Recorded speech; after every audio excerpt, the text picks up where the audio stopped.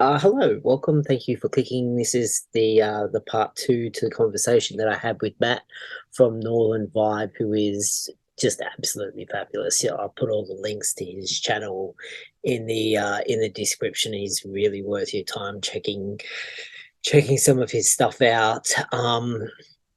Sorry, Matt, I've kind of held on to this video for a bit longer than I was anticipating. It's just been a crazy couple of weeks, heading back to work in the new year.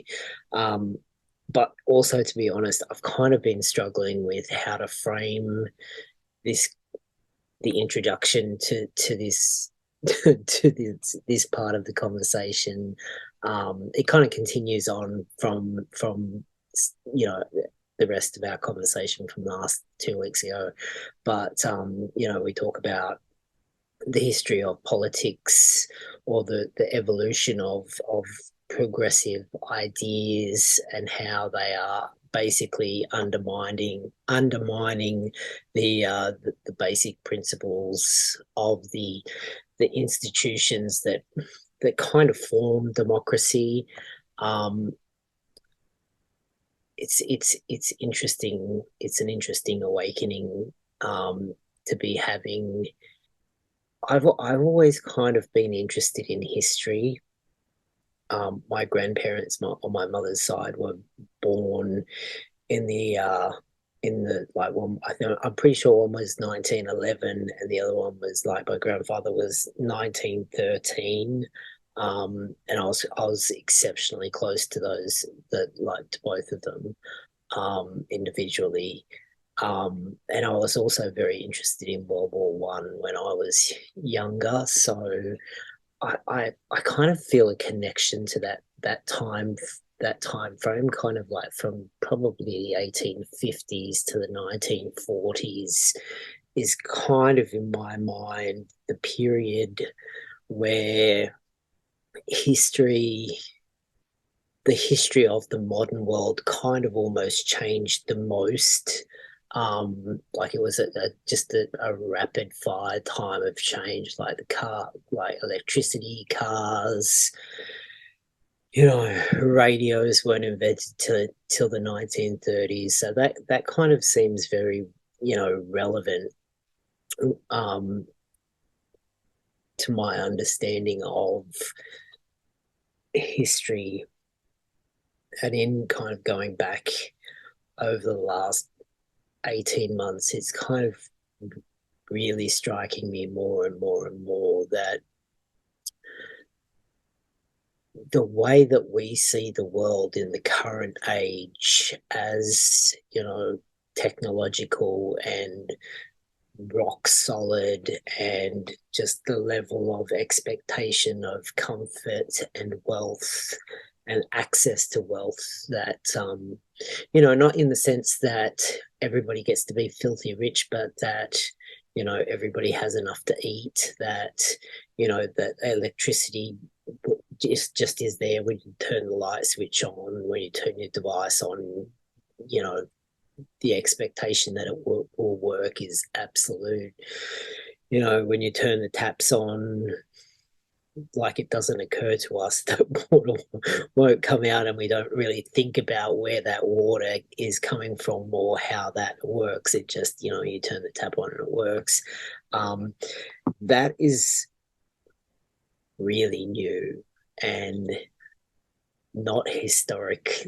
Like, to think that things have always been like that is not historically accurate at all, which is kind of a dumb thing to say. Everyone kind of knows that.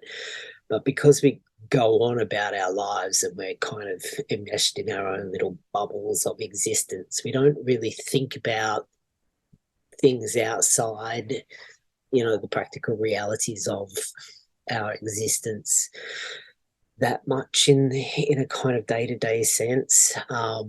So it kind of struck me more and more and more in trying to unpack what I think about this sort of stuff. Like, I was born in the mid 1970s.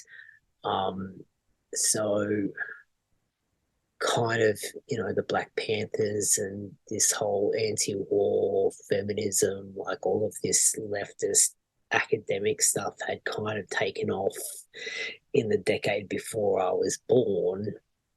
So then as I'm, but I don't know that when I'm being born. I just am born into an era, and as you grow up, certain ideas are just readily accessible to you. They seem to be everywhere, and you don't really ever stop to think these are new ideas. You just accept them. They just are reality. They are the things. It's just what's in the ether as you're coming through. So you don't really ever stop to question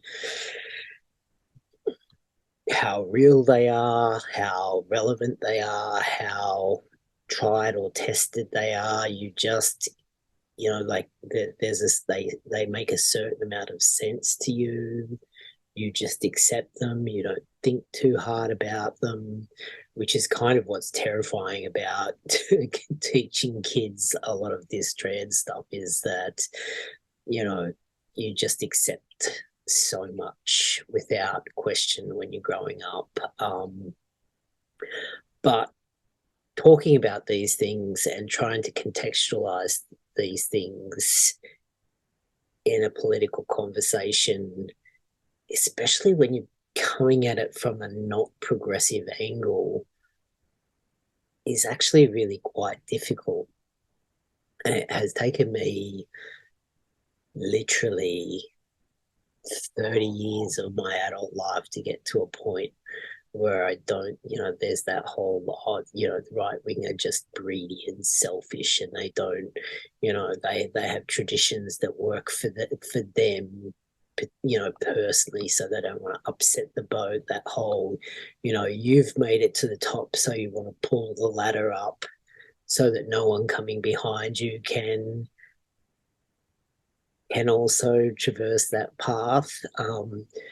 I believe that for most of my adult life as well, and I've come to realize in recent times that that is not true, not true at all. Um, and it is really about the unsexy. These traditions work. They have lifted more people out of poverty than at any point in history. Like, if something's not if something's not broken, why try to fix it? And I think I was watching an interview that with a guy called Oz Guinness that I shared with Matt before we did this interview, before we did this chat. It's not an interview. Where there's a guy, he's an Australian, I think he's a Bible scholar or something. He's definitely a right-wing Christian, and he kind of talks about in left-wing politics, it can have a tendency to be a little bit utopian in that whole, I think it's a Rousseau quote, man is born free, but everywhere he's in chains. Like, the basic nature of humans is goodness, and there's kind of a utopian plan of just expecting the best out of everybody and everybody will behave. Whereas from a Christian or a Christian and right wing position, because even if you don't believe in God as a right winger, like, these foundations are so intertwined with Christianity that they just can't be separated from what I can see so far. I could be wrong, but there's this thought that instead of the, man is born free yet everywhere he's in chains, and essentially humans are good people, or good, like, essentially pure beings. From the Christian perspective, it's like, no, you're a sinner. You are capable of immeasurable evil, and therefore there need to be systems that keep you in check. Like, if you get power, you need to be held to a certain account, so that your nature doesn't get carried away. Because even though you are a good person, like, even though you have a great nature or good nature, you are susceptible to corruption. which is basically a lot of the fundamental principles that our systems work off. I've kind of come to realize that there's this understanding that previous generations and our historical traditions have understood is that the world will never, ever, ever be perfect. We're never, ever going to be able to get rid of all inequality, but what we can do is try to formulate society in a way that people are able, or the majority of people are able to lift themselves up by their own effort, which is kind of the best we can do. And I kind of I have historically kind of agreed with that, even though I've been more on the left. But the more I think about it, the more I research about it, the more I think that that kind of really is the best we can do. And because we have this large period post World War II of just stability and success and growth, we've kind of gotten to a point where we've seriously taken that for granted, and we have started to think along the way, instead of looking at the good things that we have done the human nature thing and kind of started taking that, like gotten so accustomed to that we take that for granted, and then start kind of letting the little niggly things or the big niggly things kind of come to the front, and we start thinking about, well, how can we fix that? And you can kind of shift things around to a certain point to minimize that inequality, but at a certain point that then starts to undermine the fundamental principles that your society is based upon, which is kind of what human rights seem to have done. Again, I could be wrong. I'm still kind of early days in having these conversations or thinking about this and researching this, but that's essentially what our conversation is about. And Matt is much further along in this line of thinking than I am. And I have kind of just stumbled across it. So it seems to me at this point the more solid way to go. But I could change my mind. I could, find something else tomorrow and go, oh, this is, but it seems to me these traditions have worked for a long time, and there's a good reason for that, and it's probably worth investigating. And I don't think that things have come too far at this point. We can't turn around and go straight back to where things were. We kind of have to I kind of think that if if restoring our institutions and our democracies and getting rid of some of the excessive corruption that has found its way into our civil institutions, we kind of would probably be better off to refresh them and keep going rather than trying to start anew or have a big cull, or like their life has started. We can't go back to the beginning. We kind of have to muddle our way through these things. But yeah, Matt and I had a great conversation, and I'm kind of looking forward to our next one, because I kind of learned lots of things from chatting to Matt, and he's a great conversationalist and a fabulous person. So anyway, I hope you enjoy. Cheers. It's funny, as I age, my political views are changing pretty fundamentally at the moment, because I was always one of those greedy types. Like, we spend too much on the military. Like, why do we need to spend, why does Australia need submarines? There are people starving, blah blah blah. I just bought all of that. I bought it all. Like, if they were selling something, I was buying it, more or less. And then watching some of the geopolitical, like globalization is coming to an end. America is no longer patrolling the seas. Countries are going to have to start fending for themselves a little bit more than we are used to. We are coming to the end of the golden period of luxury. Pax Americana. Yeah, like and kind of thinking, actually, does Australia have a big enough like it's kind of this game of Oh no. in Like, order mate, I know people at the level of colonel and major and stuff like that, and I've had discussions with them on this. And the last colonel I discussed this with, and I was still in the police, so this conversation was a few years ago, and he said, "Oh, mate, they were walking." He goes, "We've got enough ammunition for 3 days, and we have enough fuel for 6 days." And this is not a state secret. Like, all of our enemies know this. We can't. You've heard of the Brisbane line?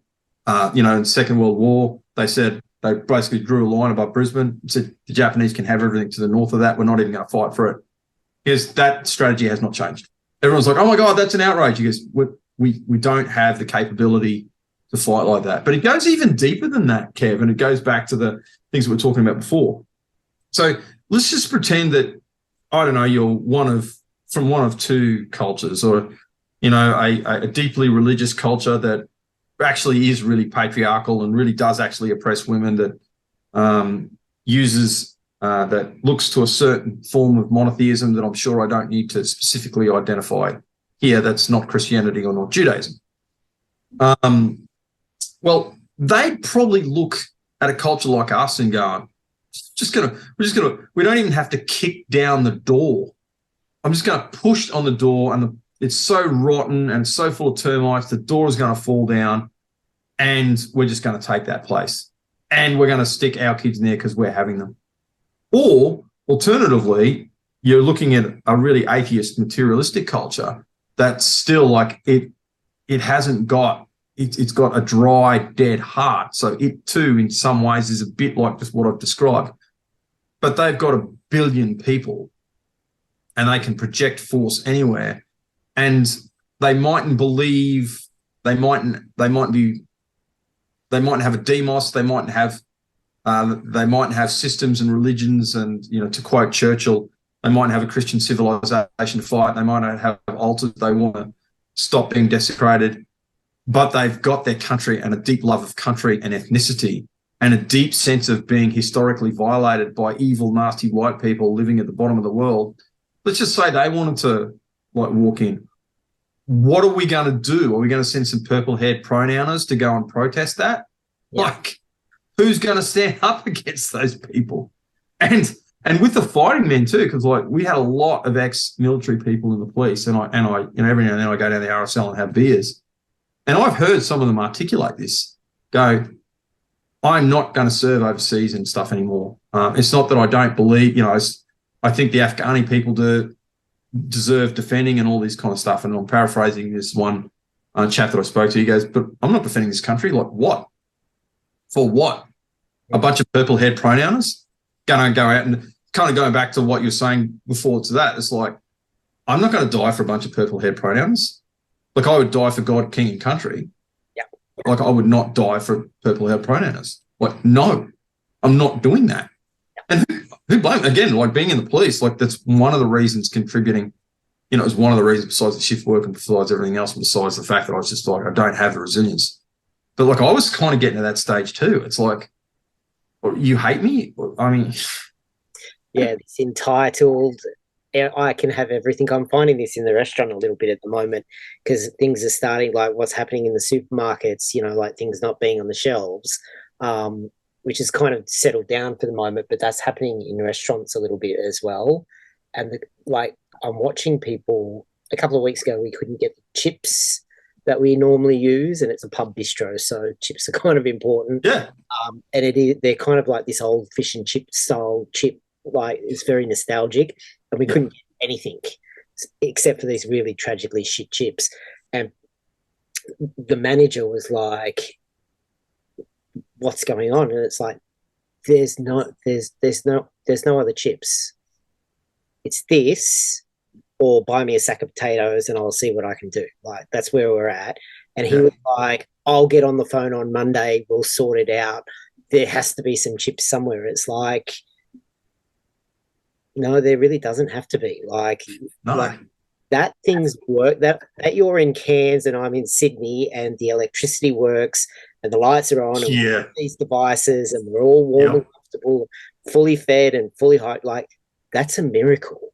It is a miracle. And JP says this. It's totally a miracle. And like, you know, because when I was, because anytime there's a police use of force, obviously you're highly accountable to that.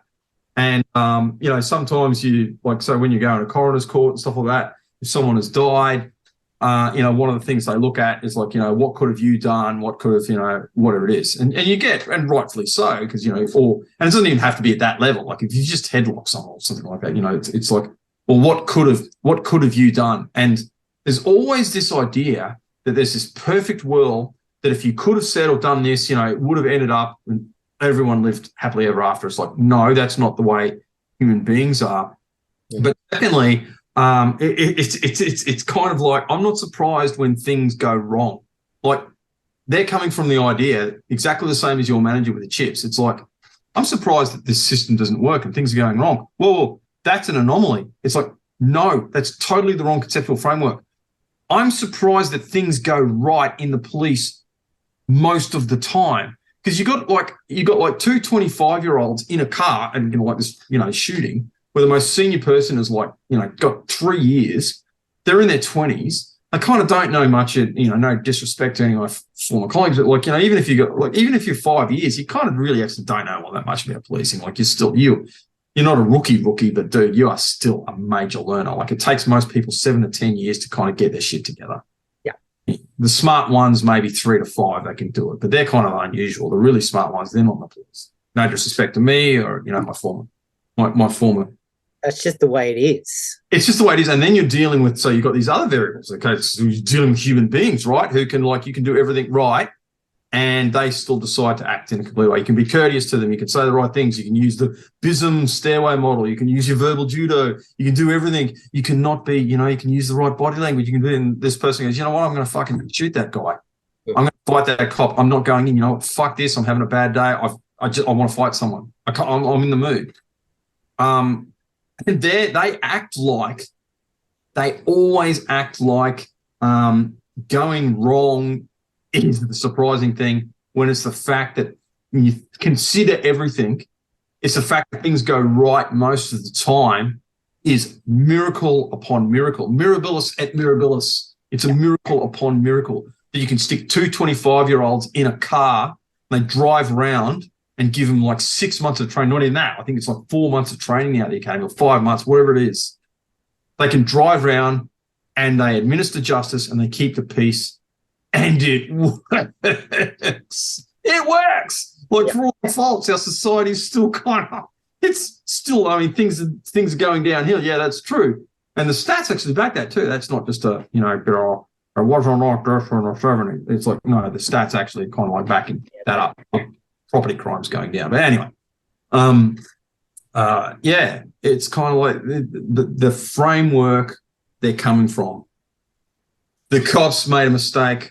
I can't get chips. It's actually all of the same thing. It really is. It's the same mindset. It's the same sheltered bubble of existence. Yeah. It's weird. It's odd. Yeah. It's you know, the other thing that's really weird is it has bred this sense that there is a big brother, that there's a group of people that have their hands on all the levers and everything's working out the way it's meant to. We can just pluck this bit out of here and exchange it over there, and society will keep motoring on in the way that it has. You know, like we've had this massive period post World War II of, you know, globalization and just untold wealth. And I'm chatting to a lot of 20-somethings almost daily at the moment. And there's this utopian ideal of done is bad. If it's not perfect, don't try. Like if you can't, like we're just going to manufacture things so that everything ends up perfectly, and we're going to have all the results that we want and none of the results that we don't want. And, you know, like that's possible. Like we just have to nut this out enough and things will all come together in exactly the way that we want. And it's kind of a bit like this feminist thing as well. Like I've had a couple of chats with gender critical feminists who then blocked me, not surprisingly. But, like they kind of do these things like Andrea Dworkin is a pretty big deal in the radical feminist realm. The last chapter of her first book, she talks about the normalization in the future in this perfect utopia, the normalization of incest and bestiality, as though that would be a preferable thing, and that we can do that in an ethical way. And she still, as a way of bringing, like after we bring down the patriarchy, and she still then, after writing that, became a superstar, which is like just blows the mind. But also this idea of, like we can implode society, we can implode the patriarchy and bring it down and precisely the way that we want that to happen. We can no results whatsoever. Yeah. Trans stuff has just popped up out of nowhere and, oh my God, it's an outrage. And it's like, really? Yeah. How do you not? I don't like, you know what I mean? Like there's just so many different moving factors of outrage that it just boggles the mind. But like a lot of these kids have picked up this, like it has to be, if it's not ideologically perfect, then I'm just going to sit at home and do nothing until. Yeah. And maybe they've watched too many videos, and like we've all done this, you have those building implosions.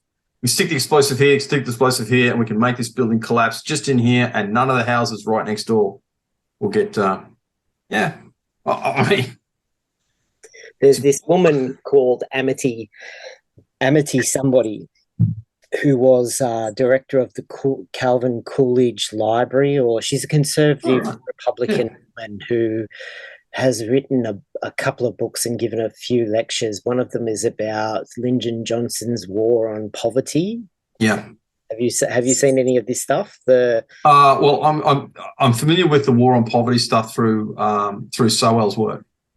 So, like, I'm a big Thomas Sowell fan. Yeah, it's a similar sort of thing, but she kind of goes into, they developed these. They were going to do all of this social engineering, and they were going to help these people out of poverty and get a thing of the past, and they got the best architects to plan out these buildings, and they decided, without doing any real proper research into the communities that they wanted to help, that they would need more 1 and 2 bedroom apartments. They wouldn't need 3 and 4 bedroom apartments. And, that they kind of like structured this thing, and they had really wide hallways so that, like people these poor people would stop and admire the architecture on the way to their perfect apartment. And they weren't allowed to do this, and they weren't allowed to pay the bill.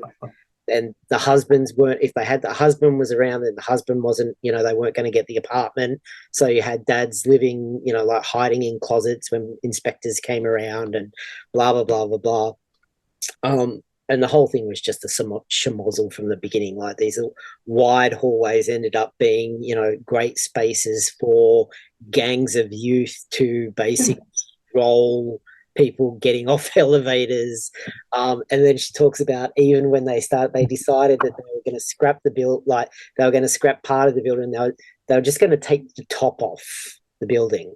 They were just going to do a controlled demolition and take the top off this building, which they fucked that up as well. Like the building was just like, they took the top off the building, but they made the rest of the building unlivable and dangerous because of the explosion that was on top. It's just like this really well-meaning, like deeply well, like you can't have better intentions than what these people were trying to do, but the way they planned it out was so ideological and somewhat unrealistic, and they just made everything worse. It's exactly the same thing that's happening in Indigenous thing right now. Like I went into the Department of Aboriginal and Torres Strait Islander Partnerships after I left the Queensland Police. It's a social engineering organisation. It's one of the, actually I think it's the only government department in Queensland that isn't based by legislation. And that doesn't, people go, well, so what? It's like, well, that's really important because it means that now the government can act directly on people without any specifically articulated principles that they want. So the police obviously has the Police Service Administration Act. It tells the police what, what their powers are. That's where they get their authority from. That's what, it's like, in this is your office. This is what you do. Same with the Department of Transport, Department of Education, all of these things. And of course, that's good. It means that the government doesn't actually have direct power over these government departments, although they kind of they're doing their best to break all this down. It's not the same with DATSIP. Now, DATSIP is the arm, of course, that they use in the state level, and they work quite well, not as closely, but they still work quite closely with the federal organisation to do that. So we know from, and God forgive me, but when I first heard Kevin Rudd, and believe me, I was no Rudd fan, but I first heard him articulate, because I was up in the Cape, look, okay, we're going to close the gap, and here are the metrics. Before it always been, oh, yes, let's do nice things. We all interpret it in a way we mean. He gave those 7 things. This is what closing the gap means: education, justice administration, incarceration, blah, blah, blah, blah, blah. Now, obviously, the issue is money. The issue is, no one's been serious about this before, exactly the kind of things you're talking about, that, with tackling poverty. We're going to get into this. And basically what it's ended up doing is forming an entire industry around people that are Indigenous people who are really dependent, actually really are marginalised, and all these other things. But most importantly, on almost every metric, it's made it worse. It's not just that they're hovering and that all this money has been poured into it and it's just created an industry, which alone would be bad. To go, well, that's a waste of money, that's a waste of time.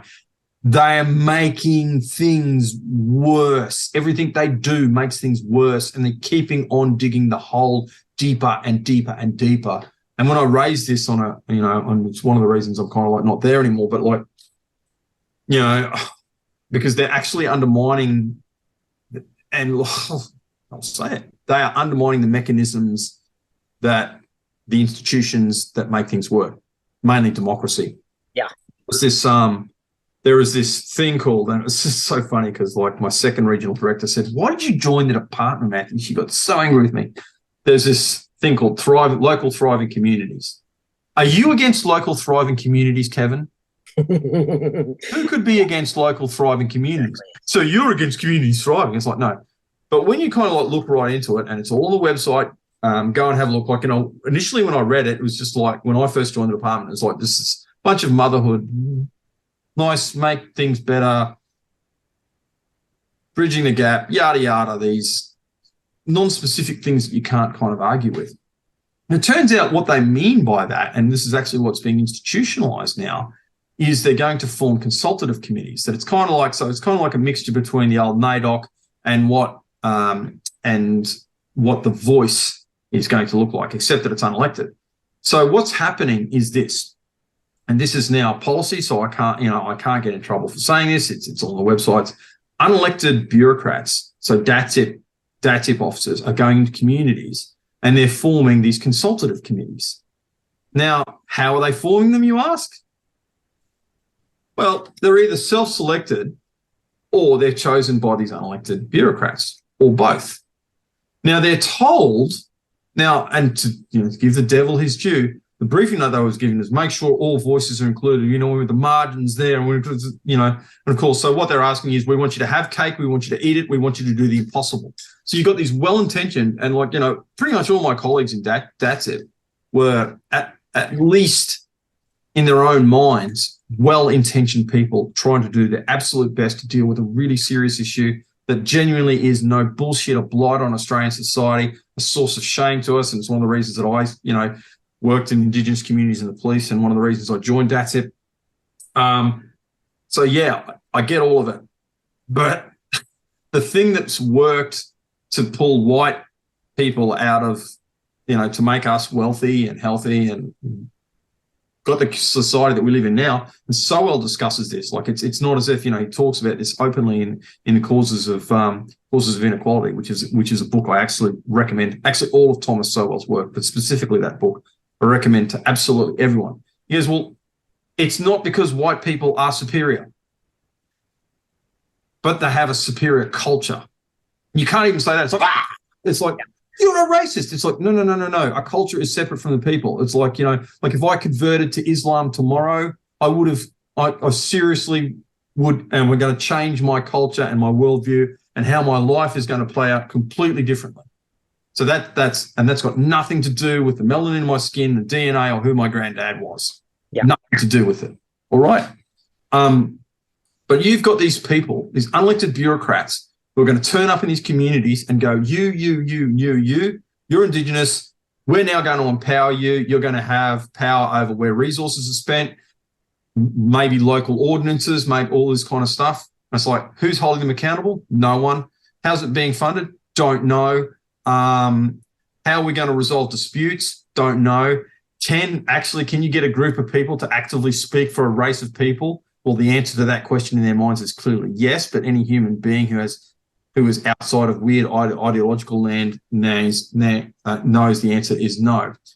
But of course, the funny thing is, and here's the rub, Kev, I say, okay, it's stupid, it's wrong, it's left-wing, it's ideological, they're doing the same thing, they're digging the hole deep. These people are going to make things much worse for Indigenous people for the next 3 or 4 generations. Their names will be cursed, and rightfully so.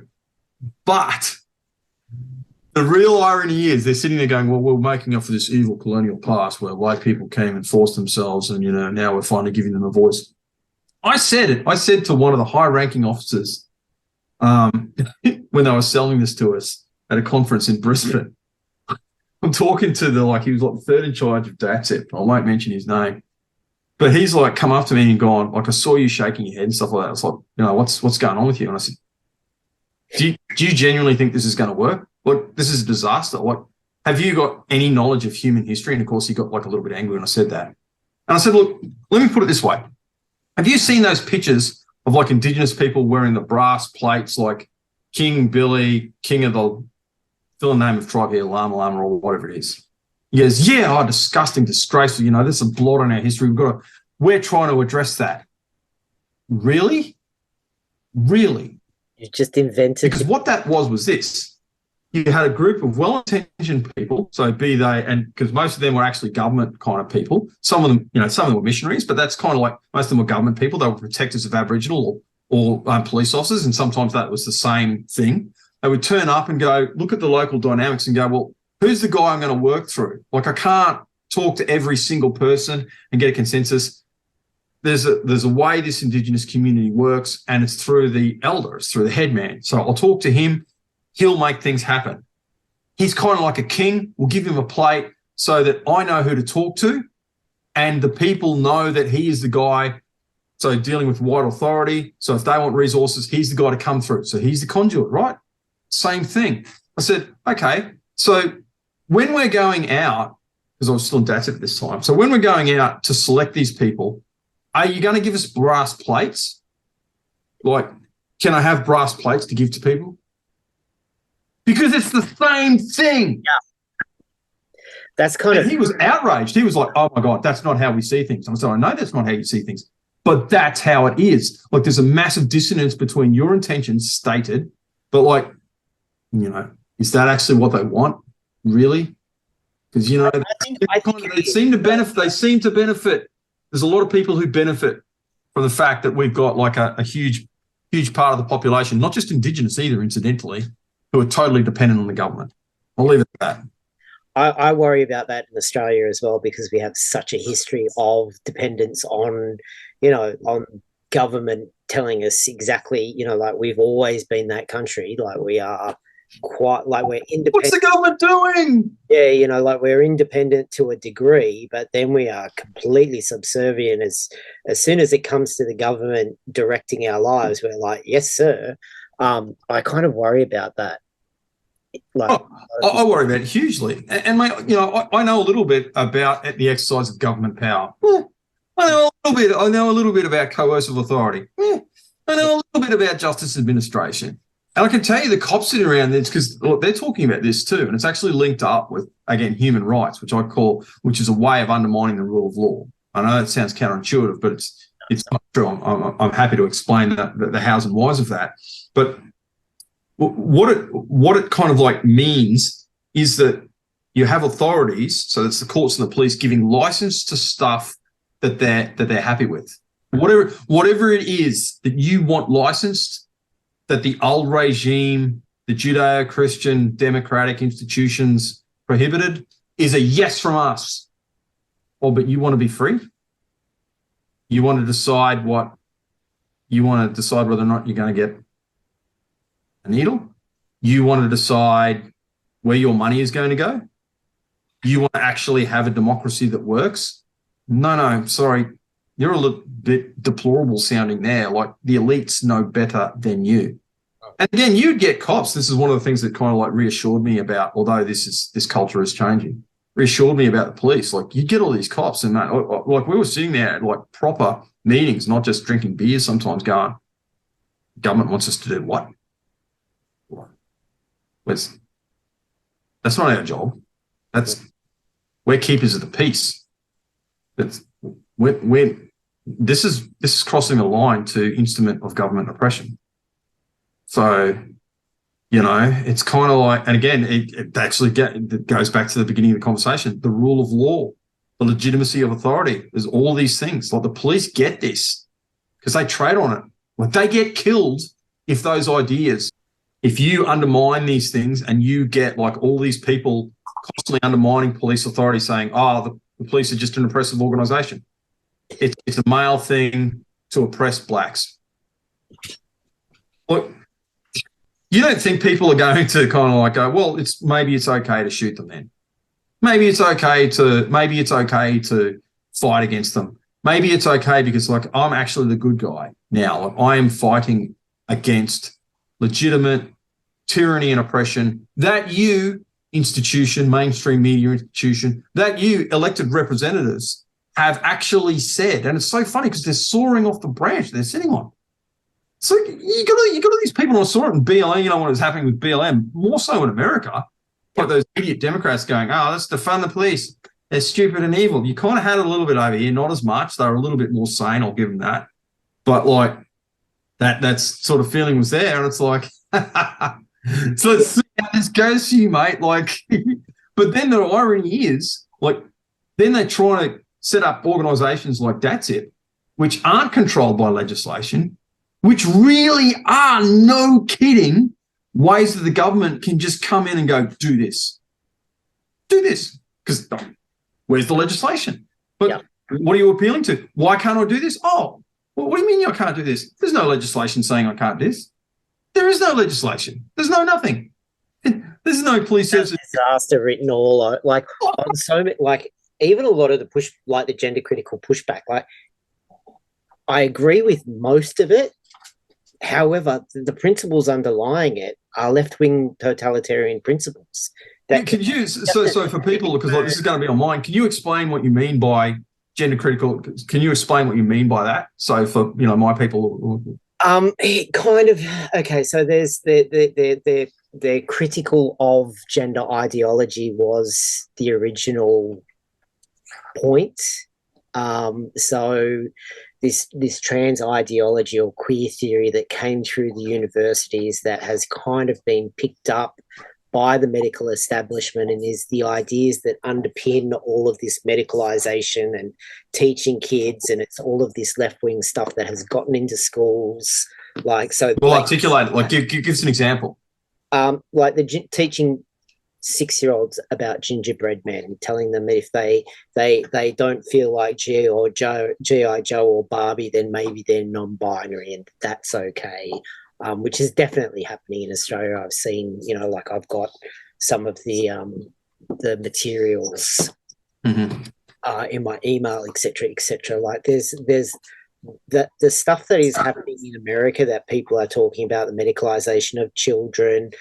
Like I don't think that they are operating on anyone under 12 because I don't think that there is any operation that can happen under 12, but that's not really a saving grace. Like this is disaster written all over it on just every level. Like anyway, so there's this stuff that has come through. Kind of, it's an amalgam of several different left-wing, well-meaning theories that have come together that have perpetuated this stuff because this was just the new frontier. Like we've got, like equality for women for the most part. We've got equality for gay people for the most part. We've got like, like cultural and racial diversity. So trans was just the next thing. And there was kind of back at the beginning of gay liberation, there was a cultural understanding between the queer, trans gays and the straight passing gays that the straight passing gays got pushed to the front because they looked respectable, and that they would then come back, double back later and help, the trans people that helped them, they would help that, they would help trans people get, and the queers get their rights at some later date. But that in Australia wasn't necessary because trans people had their legal rights given to them in some ways before, and then at the same time that gay marriage happened, so it didn't end up being necessary. But we've got these institutions that are designed to, liberate, minorities, blah, blah, blah, blah, blah. So there's all of this theoretical stuff that is really well-meaning and is meant to make society equal and fair, blah, blah, blah, blah. So they pulled all of these theories together from queer theory and have started implementing them just as far as and wide as they possibly can spread them. Like I don't know, there was one drag queen event where there was kind of like a strippy nightclub, kids putting dollar bills into G-strings that I saw, that was just like how parents decided that was a good idea. I have no idea. So there are people that are seeing this in the self-ID, and people saying, rapists saying that they're really women, like the stuff that Sal Grover is really adamantly against. Like when she's talking about gender critical, she mainly seems to be talking about the self-ID stuff, which is disastrous. She is right. So there was kind of like the gender critical. It started out as being people who were feminists or not feminists that were critical, i.e. anti this queer theory stuff. So they were gender critical. Oh, okay. That has kind of turned into an umbrella over time. So there are, basically whatever term people like personally, whether they like being called a TERF or whether they like being called gender critical, like I know people that call themselves TERFs, which is trans exclusionary radical feminists, who don't identify as feminists, but they call themselves TERFs. So it's kind of this airy fairy. It is an umbrella, They're looking for someone to fight. There's this kind of spectrum of, I don't like this trans like activism stuff that is happening. So what's motivating it, do you think, though? Like, honestly, what's behind the kind of like pushback against this? Like, do you think it's simple bigotry? Do you think, like, what's going on? What is the gender critical movement? Like some of it. No, I mean, what's the pushback against this? Against the kind of like, I suppose, the trans ideology? Like, what's batshit nonsense. Like it makes no sense whatsoever. That you are like even the born in the wrong body stuff that was kind of around when I transitioned. Like it doesn't really make sense when you think about it. But it from my perspective, it was only ever like the shortest possible way that you could convey a general idea that gives people the right. Like I didn't ever really think that anyone was dumb enough to take it literally, like you were born in the wrong body, but it kind of gives people this general area of a heuristic. I can plug that theory into my brain, and if I don't think about it too hard, it kind of makes sense, and I can navigate around that. But so there are people who are like there's gender critical. There are gender critical people who are kind of is an umbrella. It's hard because it's everything from trans people are delusional, disgusting, perverted freaks that need to be wiped from society. Why did we ever let this happen? That is at one end. And then at the other end, there is, I'm friends with trans people. I'm not transphobic. I don't really care. Like, I'll, like, but teaching it to kids and letting kids have operations and letting rapists say that they're women without doing anything and then getting transferred to the female estate, like, like that is problematic. So there's kind of, it's kind of a smorgasbord of some people, some people care about everything. Some people only care about kids. Some people only care about sports. Some people only care about bathrooms or jails, or it can be very individualistic. So the idea of gender critical or even turf being one thing is kind of a misnomer. It is kind of an umbrella of resistance to this crazy idea that, I kind of I kind of think that there are more trans people who have like transsexuals who have transitioned from the 1960s, like from the 60s to 2010. I would assume that the number of people that transitioned between those two time frames and the people that have transitioned between 2010 and now, I would imagine it's the former group that have far superior numbers. Mm. Like, you don't really, like, it gets boring after a while. Like, after a few years of hanging out in the community, once your transition is mostly complete and you've got everything that you want in place, you kind of get sick of talking about the same thing over and over and over and over and over again. And you just kind of go off and live your life. Like, I'm not really in daily contact with any of the guys that I transitioned. I might talk to them, like, there's a couple of people that I might speak to, like Z, I might speak to once every 6 months or 9 months. There's one guy that Mitch, I might speak to every 18 months. Like, you just move on with your life, and people come in, and like, so most of those original trans people have disappeared into the community, and the only thing that is visible is this batshit crazy social justice warrior media stuff that is playing out. And it's kind of, there's so much going on, like that teacher that had the prosthetic. Did you see that, the woodwork teacher that had the prosthetic boobs? That's like that. I'm not joking, they are out here.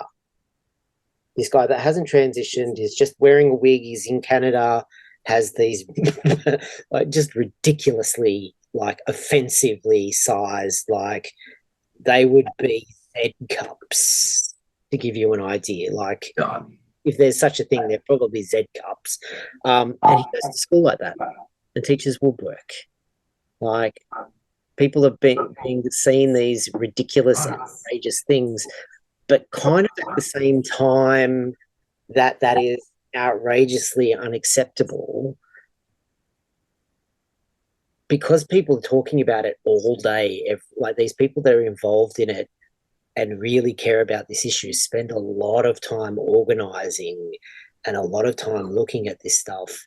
And you only have to see, you only have to see half a dozen of, these dudes that are just idiots doing dumb things, that are taking the piss, saying I'm a woman and they look like me and they're wearing a dress, and they're not like there are trans women who are like, I'm a woman because they transitioned and they look like a woman.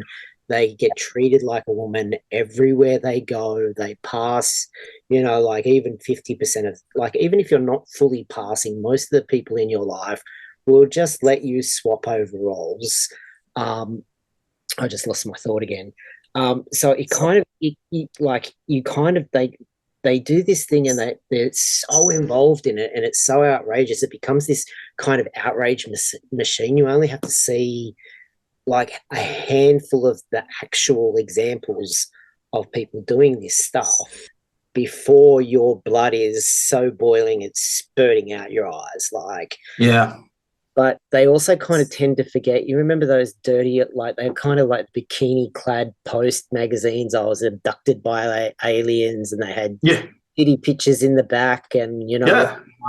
my mum is now my dad, and he's like a sex worker, or like these crazy, crazy, crazy stories that have I used always to love that shit. God forgive me. like that have always existed. Like people have they go searching through Reddit forums to find this stuff.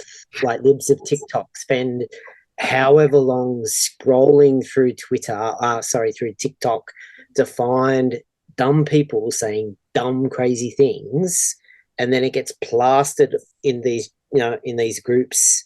It's kind of curated almost to create outrage, and Yeah. it's like this is like even at the expanded, 5,000% more, teenage girls are presenting at the Tavistock Mm. wanting to transition. That doesn't mean that they are transitioning. You're still talking about maybe 1,800 people in a country of 100 million people. Mm. So yes, it's a very big deal, but it can get a little bit hysterical in certain places because people, it's kind of a big mess, and a lot of Does it have the ability though, Kev?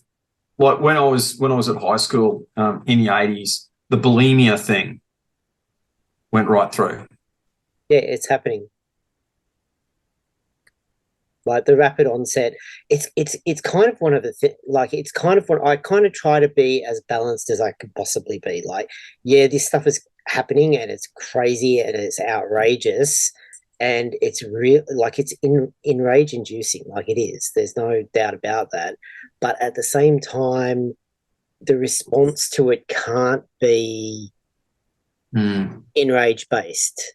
Like, Yeah, what I totally. mean? Absolutely on board with You that. kind of need to be as practical and realistic in fighting this stuff back as we possibly can, because a lot of these kids that, like, I had, there was a thing earlier in a space earlier where there was apparently some 15-year-old girl who was wanting to transition, and they were saying that it was, just at the drop of a hat, and she kind of private messaged me, and I went into a feminist space, or a feminist run space, where they were talking about, these young girls that are really, they are they are susceptible to influence because the nature of being a young teenage girl, and not quite knowing who you are, and Yeah. blah blah blah blah blah. So, and then I actually went and spoke to the kid, and it what it was painted as before I got into the room, and then what it turned out to be when I got into the room. Like, this kid has been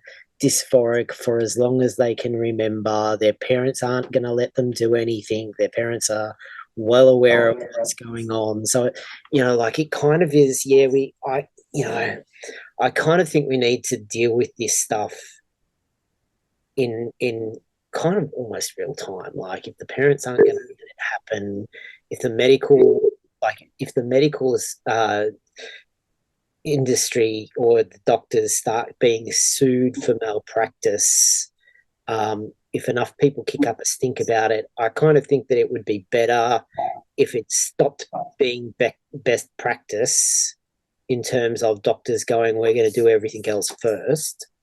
So that it's going to take you 5 years to get there, and we're not even going to think about it before the age of 16 or 17. Like, you get to 16 or 17, and then we start talking about it, and it takes a few years to get to the point where anything happens. Like, I kind of think that but yeah, I can't, like it's really important, and it's a very big deal for what it is. It's not the most important situation we're facing, but it is very important at the same time. But we kind of, I mean, should we, whatever we is, yeah, should we be encouraging this? Like, what's I kind of like. Well, I mean, I've got an opinion, but like, I don't presume to know what the answer is. yeah, You know what I mean? And the other thing is, like, what do you do?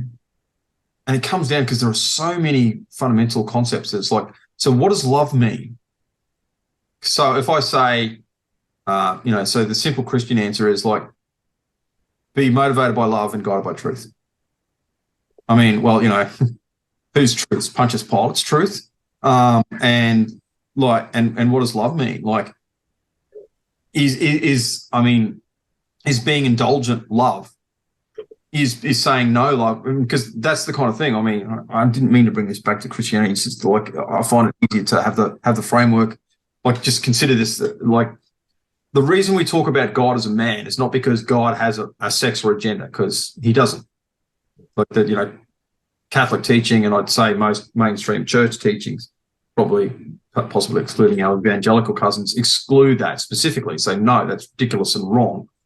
But the manifestation of love is a fatherly love. So it's kind of like the disciplinary fatherly love that I show my children, which is, it's different. Like, my wife loves those children as much as I do, and I love those children. Like, it's not like I love them more, I love them less. Like that's just ridiculous to even kind of like think about that. But we show our love in different ways. Like, I am, and it comes back to this kind of like role that we discussed before. I'm the discipliner. I'm the no-say. Like, I'm the bad guy cop. I'm the kind of like, she's the nurturer. She's the like, yeah, let them do it. Let them do it. Like, she's the womb. But she's also like outside of the womb though. She's like super protective. It's like, no, don't let them do this. I'm like, no, send them out in the world. Like, get their asses out there. Let them take those risks. Yes, I want my boy on that skateboard and on the scooter. And it's like, Kate's like, she doesn't even like him climbing trees. And it's like, once it was like, we're down the beach. She's like, I want to climb a tree. I'm going to get your ass up there. She's like, no, bring him down. I went, disregard. And I don't, because we try hard not to undermine each other's authority. Don't listen to your mum. Climb that tree. Have a great time. Yeah. And of course, like, then afterwards, it was like, she was like, come here. And I'm like, yeah. So, before we go making, and like I do it too, because like I'm terrible because I'm the order giver. Like, no, you can't do that. She's like, come here. So, yes, they can. Like, he can spend a bit more time on the computer today, or he can do this. And it's like, you're being a kind of fascist. And it's kind of true. There's a degree of truth to that. But that's how you manifest the love. So a circumstance like this, and what is truth? So is it true? And this is another question. Like, I don't know, I'm asking. No doubt there's 10,000 things in your mind going through.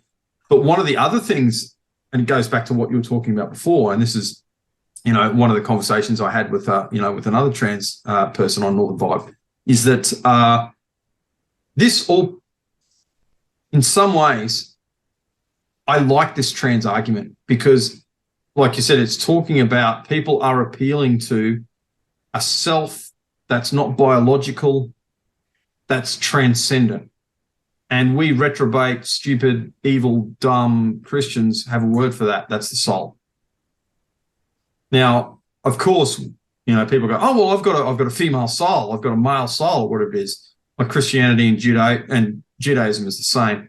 Actually, Judaism is really funny. They always refer to the soul like the soul is referred to in the feminine in any time, like in and it's beautiful. Like when you're reading through it, even the translations, it's the soul is always referred to as the feminine, but they specifically discuss that does not mean the soul is feminine. It's just how we refer to it, and it's because the soul is potentiality, and the soul, in the same way that God is infinite potentiality and was made finite in Christ. It's the same kind of thing. So a soul has infinite potentiality, and it's when it goes into a body that it gets the sex. But at least from a reprobate Christian point of view, the beautiful thing is we're now, so you're getting all these people, these materialists, who actually have to discuss souls. I love it. I mean, they're kind of like, and they frame it in very different language and stuff like that, but they're that close to kind of like admitting that there is a soul. So for me, I want to live what I was, what I say I believe and what I hope I actually do believe. I want to be motivated. I want to be motivated by love and guided by truth. But I don't know what that would actually mean in this, because does love mean in this circumstance validating and giving license to, or does it mean saying no? I don't know. I don't know. Well, the other thing is that the idea that this is just going to go away. No, of course, it's never going to go away. Like I kind of think that there are a number of people involved in this debate that aren't kind of playing it forward, thinking about the society that we actually live in rather than the one they would prefer us to be living in. Totally. So it's kind of one of those things. I think with kids there needs to be, well, I say kids, I mean teens. There needs to be a definite framework, a very structured approach, a very, time taken, because there are kids like Hontus out there that are just going to do it by themselves. So there are so many different things in play. So it's like, okay, someone's going to do this, whether you help them or not. Is it better that you help them so they do it safely? And then the flip side of that is, they're emotionally manipulating you and holding you over a barrel so that you comply and do what they want, which is neither helping them, like not helping them at all. There's so much to it. And that's the abortion argument too. It's like, oh, they're just going to go and do it. Well, actually, the stats on that kind of like yes, you had underground abortions and stuff like that, but the numbers were actually relatively low. Yeah. So like anyway, and look, I'm really reluctant to use prohibition because, like, on anything again, because like as a cop, I know what I'm talking about on this. I really do, and like you want to be careful about making, using the coercive power of the state and making a judgment about this. But having said that, like we do it, and it was when we were discussing Helen Dale, like where I was going with that was what we do it with sex, and the Romans did it. Like there's always been going back as far as the Romans. They had an age of consent, and of course back then they didn't care who you were shagging. Like if you were a man and you wanted to have sex with a boy, like go your hardest, but like they got to be over the age of, and I don't know what it was. Helen Dale could tell us 14, 16, whatever it was. Probably wasn't even that high. Yeah, well, again, I don't know. I'm not. Lifespans, yeah. There's an interesting. There's a new trans woman who has been around for. She transitioned in the late 70s or early 80s, called Claire Ray Randall, who's just written a book called The War on Gender, and she has a philosophy degree, and is hardcore into science, and is quite gender critical. She thought about going back to Leeds University to do I think a PhD in gender studies, and kind of sat in on a couple of classes in the last decade and was like, what the hell is this? Because apparently what they're like all of this gender study stuff is still not, like, it hasn't changed back from when it was women's studies. Like, no science is attached whatsoever. So just pulling these theories out of nowhere.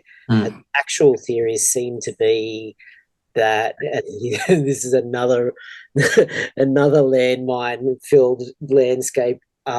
They kind of think that at this stage that potentially maybe there is some, like, in the way that the intersex conditions are developmental mishaps, that trans stuff is some kind of chemical, hormonal, brain regulator. Well, I've forgotten the word, but there's some kind of mishap that happens so that certain things don't get developed, or they get overstimulated, or there is hormone wash in the womb that kind of, because apparently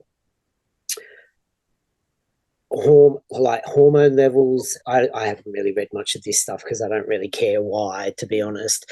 But so the idea that this is going to go away anytime, like that people are going to stop transitioning, is kind of a furphy. We kind of, from my perspective, we kind of need to find a way to make it not, I don't think acceptable, but kind of integrate it into our understanding in a way that is less disruptive. Like, it's only ever going to be a tiny minority of people that do this. Like, yes, there is, a certain cool cachet kind of thing at the moment, but the largest numbers of people that are like these kids that are doing the trans thing, they're mainly non-binary, or they're microdosing, or like some of them are getting it together and having surgery, which is like a huge red flag. Like we kind of need to negotiate some of this stuff back to what is reasonable. Like Oh, good question. you really desperately, like, if I was the sort of person that had grown up wanting to be a boy, which is not my story at all, and had been aware of my gender dysphoria in a way where it was like I really identified hard with, like, much harder with being a man or being a boy, or and then you transition, your dream kind of comes true, and your outside kind of matches what you want it to be. You can kind of, especially in the face of it being so taboo, you can kind of get a little bit carried away with, well, everyone treats me as a man, I'm seen as a man, people, like, I behave mostly like a man, so I'm just a man in society, which is something I've always kind of resisted. I've kind of always held on to, no, I'm a trans guy, like I'm biologically female. Like I don't feel say, hi, my name's Kevin and I'm a biological female, but like saying that I'm a trans guy is enough. Like, Yeah, obviously, you're a legend, eh? True God. if I'm saying that I'm a trans guy, then the rest is kind of implied. Um, I think if we make being trans more acceptable and a little bit more a little bit more regulated than it currently is, um, we're gonna have to negotiate this stuff. Like, like, Yeah. people with their hair on fire on both sides and saying no, no, no, no, no, no, no, no, no, no, no. But like, it's kind of, I kind of worry because it has gone on for so long now that people have been allowed to transition and set their own agenda. Like, this is what this means. Like, it means XYZ, blah blah blah blah blah, and people go, oh, okay, and they don't really push back on that. And now suddenly people are pushing back on it, and there's this outrage kind of, like, it's such a it's such a mess. Like, it's ridiculously so. And then there are people, I had a radical feminist tell a friend of mine the other day that the reason that radical feminism, which isn't her radical feminism, um, is a little bit anti-trans, is because the idea of what trans is so disruptive to their theories that it kind of invalidates a lot of the theoretical, It totally does. Yeah, I could see that. gender is. So you need to get, like, if you want to keep your theory, you need to get rid of that other stuff. So there's kind of, like, it's, Yeah. like, I kind of think there's also a limit to the physical reality of what the Australian government can implement from here as well. Like, the idea that they're just going to suddenly call every trans person that has ever changed their birth certificate over back and go, tough shit, too bad. Like, they're going to have a pretty good reason for that. Yeah. There's possibly not statistically enough, self-identified, AGP trans women exposing themselves in public for that to happen. So maybe, you know what I mean? Like, we kind of need to. It seems to be the hysteria seems to be getting worse and worse and worse at a time where it kind of needs to be getting a bit more, calm. And I think the people that are hardcore anti, that are really freaked out, that I agree with on more than I disagree with, I think the majority of people that are going to take that approach are probably already involved in the debate. So, most people are somewhat in the middle. So I kind of think, we kind of need to negotiate a way forward that is workable for the majority of people. But Yeah. everyone has a different idea of what that is. Yeah, of course. Like, for me, yeah, I'm still, I mean, I got to be honest, practically, I actually don't find it hard. And this might sound like an odd thing to say. Like, the people that I've met are just people. When, I mean, you know, in some degree, we're all marginal. Like, there is going to be, like, you could get the most normal, mainstream, vanilla person, and in some level, in some way, that person is going to be on a marginal extreme somewhere, in some metric. You know what I mean?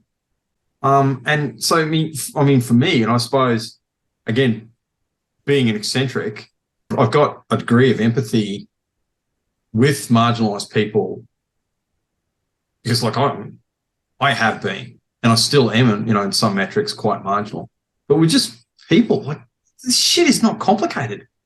It's just like if you meet someone, just again, be the logos. Be motivated by love and guided by truth. Like, it's just like, just treat that human being. And don't get me wrong, like, I know some, you know, especially from being in the job, I know some, it's really funny because, like, you know, anytime I'm with civilians and they go, you know, all these peds, and I don't know how you don't shoot them and stuff like that. And like, it got towards the, and I know a lot of peds.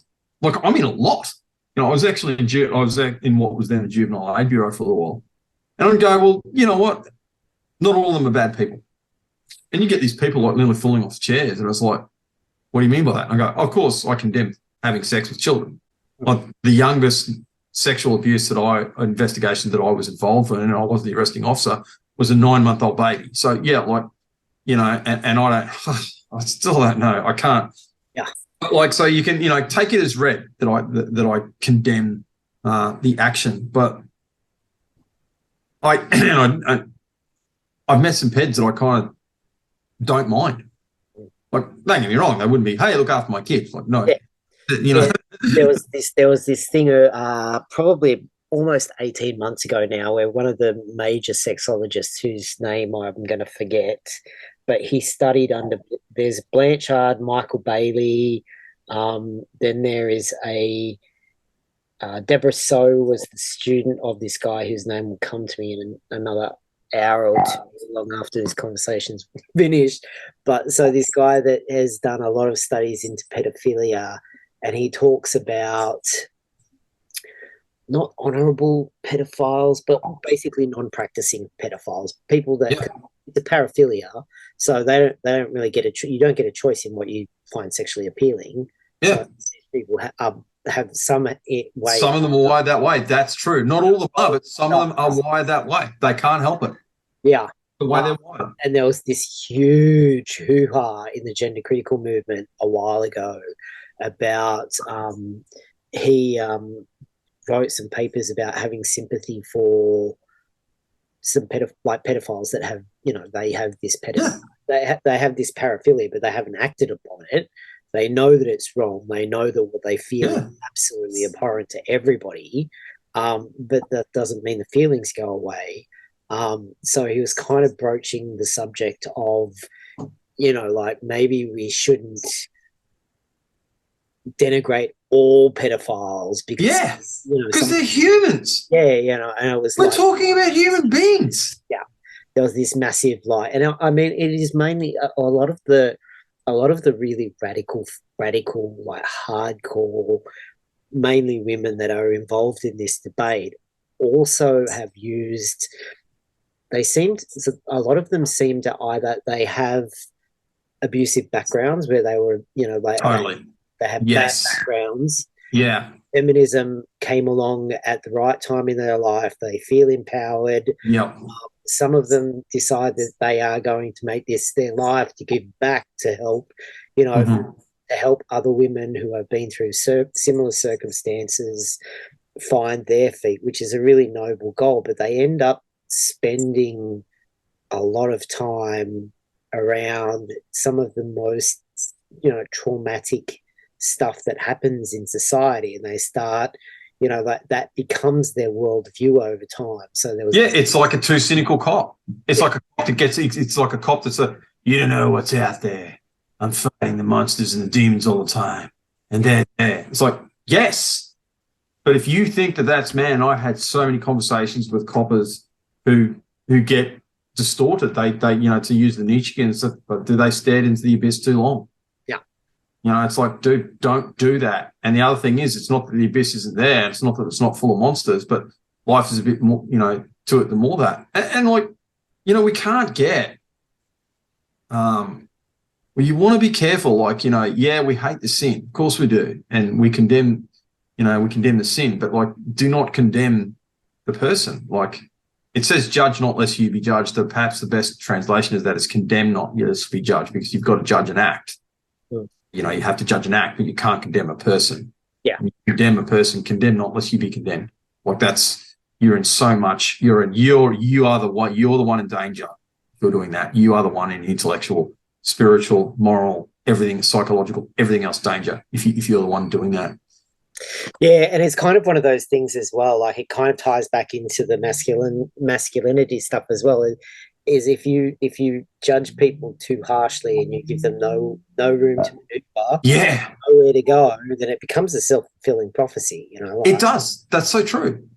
You can't be too judgy. You can't be the tyrant. You can't. You need, and I do. I need. That's my wife does that because I do. Like, and it's not just.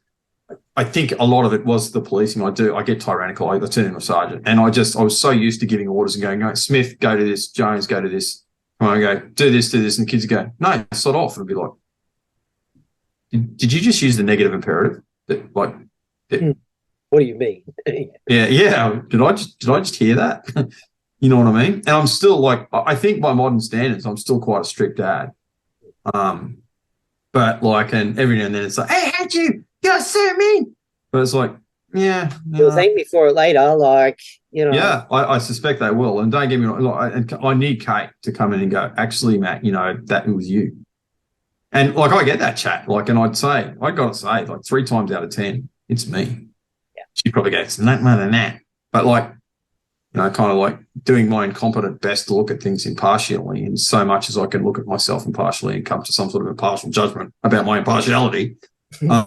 I would say 3 times out of 10, it's me. And that's not nothing.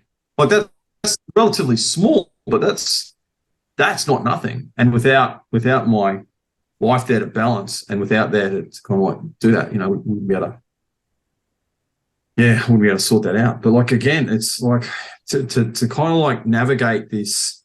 I think I have some hope about this. And in some ways I really like this trans thing. And I know it kind of like bores you because it's like, it's just what you do in the same way that people find policing intriguing, but it's what I did. I think that we can navigate through this for a couple of reasons. One, we're going to recognize there's assault. That's going to have to happen. Or there's going to be some way of like recognizing, they'll probably go, well, we don't want to get metaphysical about this because we're materialists and we're never going to really give up that framework. But yes, there is, they'll call it consciousness or something like that. And that's fine, no problem like that. And they'll probably come up with these, ridiculous ways that you can gender a consciousness or give sex to a consciousness. Honestly, but watch that. That will be funny. That will be funny. That will be cool and funny. And like, if you thought theologians discussing how many angels could fit on a pinhead, like, that is going to be the most intellectual, up-to-date and relevant conversation in the world compared to those ridiculous conversations that are coming and that our so-called best and our brightest and the most transcendent minds are going to be engaging in. But if we're going to have to rethink what love means, and we're going to have to rethink what truth means. And I think if we just go back to, I think it's going to mean to come back to Christianity, actually. I think it will inevitably, because I think that the generation that are 5, 6, 7, 10 now that are being taught this stuff will probably end up being very conservative. Yeah. And they're going to think, well, how am I going to navigate this? We can't make rules for everything. We can't even have we do need an intellectual framework, and we need guiding principles. The ones that seem to have worked for a very long time were to be. Yeah. Like, it might end up progressing the church in really positive ways so that,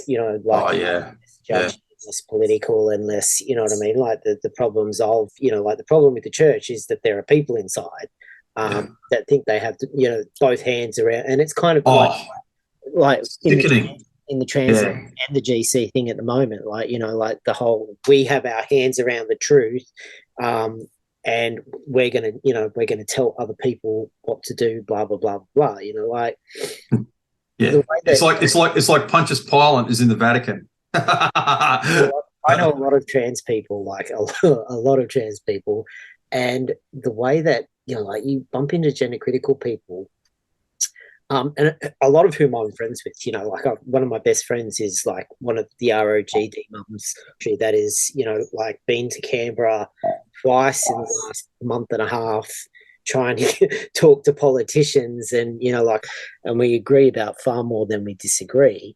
But a lot of them kind of, and it's, I don't even know that it's fully conscious at this stage, but they kind of do this thing where they want to reject self-identification, like you are what you say you are, because you say you are, that's what you are.